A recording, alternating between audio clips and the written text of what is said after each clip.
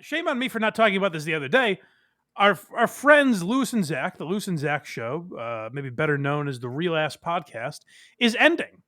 And the main reason this stood out to me, I was like, oh, that's sad when I heard about it, because they've been doing that show for 10 years. And I actually think it's a really cool, which we'll talk about, Luis mentions it in this clip, but I think it's been a cool kind of breeding ground for comics. Like, that's where I found Shane Gillis, Tim Dillon, Nick Mullen, a lot of these guys that I was aware of years before they were, big mainstream names, is because Luis gave them a platform and kind of, broke them into the podcasting world in a way. So I think the Real Ass Podcast, Luis and Zac did a lot for podcasting. I think Luis is a very important figure in comedy. But mainly I want to talk about it because it just dawned on me. I was supposed to do this show over the summer. Oh no. I was like, God damn it. The only podcast that'll have me in the comedy world, I guess, other than Lauren Compton, was Luis and Zac, and it's now defunct. So got nowhere to go. Very sad, but well, they had Ray DeVito on at the end, so they should have had you. That's a shame. That's true, and Gino Bisconti. Yeah, come on. So maybe the wheels were falling off a little bit. But yeah, let's hear. Luis is talking about kind of what I think is the legacy of Luis and Zac. No, I honestly look. This is, we call it Luis and Zac, but deep down, this is the fucking Real Ass Podcast, and I got to keep it real. I'm not happy to step away. It bums me out. It doesn't make me. It's not because I don't like doing the show or the show doesn't have legs or there's not value in doing it. It's an amazing show. Like I love doing the show and I love doing it with Zac. I just, I love this show. Yeah, thank you. I appreciate it, man. I love you. Getting to come up here and do this is pretty impactful for me. Of course. I think it was a turning point for me. It was impactful. Butterly's another guy I found through this show. Like, there's a lot of comics, even now, that maybe are lesser known, that did a bunch of Real Ass Podcasts, and that's how I found them. And like, Luis was very good at giving these guys a platform and usually picking funny people that could hang to come back regularly. And yeah, like I said, Butterly's another one of those guys. And I don't know if everyone appreciates it for what it is, but there are, like, in a world where now people are trying to follow what like Kill Tony has or what Are You Garbage has, and kind of try to come up with more of like a gimmick or something. It was something that was done a lot early on in podcasting, where people try to copy sort of the Opie and Anthony model, where it's just a hang and you talk about the news of the day or drama going on or whatever.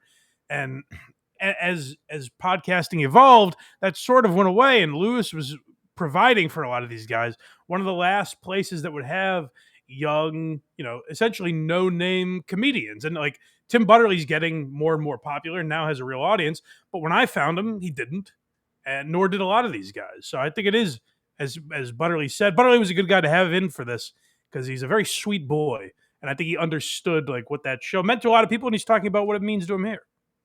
Maybe I missed it. Why is it ending? Why are they pulling the plug? Basically, Luis had too much going on. So it's Zac is continuing the show, and I think they're changing it to Zac Amico's Morning Zoo or something like that. Oh, okay. So basically, Luis has the Regs and Story Wars and Legion of Skanks, and he's writing a book, and he has a coffee brand and all this shit.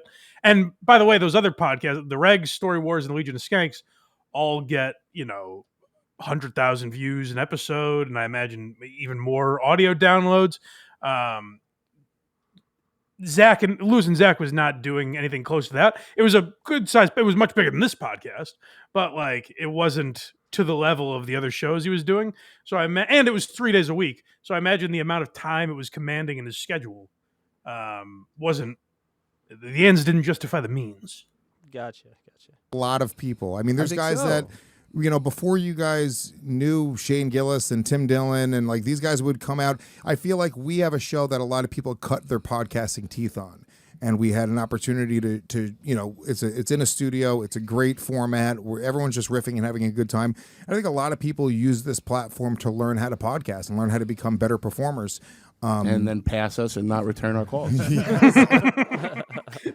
They had a goodbye video, and Tim Dillon sent one in, and said, "Now when I'm in New York, I won't have to pretend I'm busy or something like that." So it is funny that Are You Garbage and those guys like started doing real ass podcasts very early on, and it is like Zach makes the joke that they all passed them, but it was a breeding ground for young comics.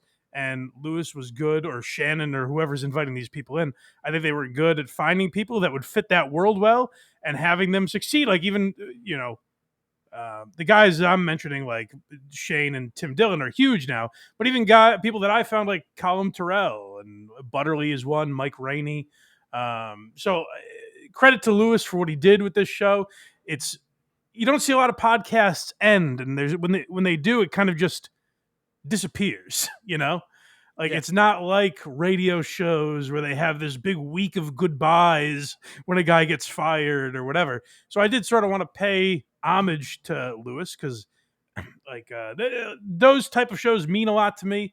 And you can tell by the format of my shows that I'm very invested in a lot of this stuff. And unlike a lot of people that cover this stuff, I focus on a lot of the positive as well as the negative. So I really appreciate what Lewis and Zach did.